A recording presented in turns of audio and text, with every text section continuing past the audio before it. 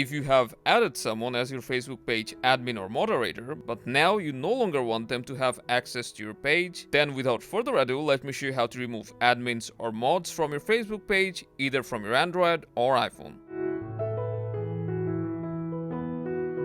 So first, we'll open up the Facebook app, then you need to switch to your Facebook page. For that, tap on your profile, and then select your page to switch to it.